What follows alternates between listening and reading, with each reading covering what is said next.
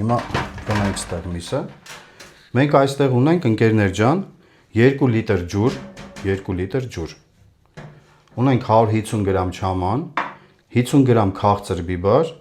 10 գրամ կծու բիբար, 10 գրամ շաքարավազ, 50 գրամ սխտոր։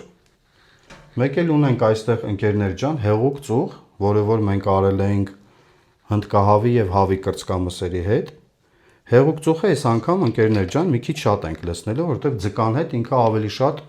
համ է տալու։ Իր արամատը շատ ուժեղ է լինելու չամանի մեջ։ Այսի 1, 2, 3, 4, 5, 6 եւ 7 ընկերներ ջան։ Հեղուկ ծուխը արդեն վերցրել է իր վրա ջուրը։ Այստեղ մեր համեմունքները խառնում ենք մեկտեղ։ Լցնում ենք սխտորը, ընկերներ ջան։ Այստեղ խառնում ենք մեր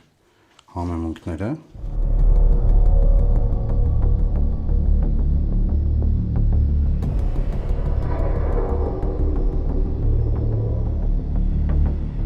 Շատ լավ է։ Մենք չամանը կթողենք կլուծվի, ընկերներ ջան, հետո կխառնենք մի կես ժամից, արդեն կշարունակենք մեր ընթացքը։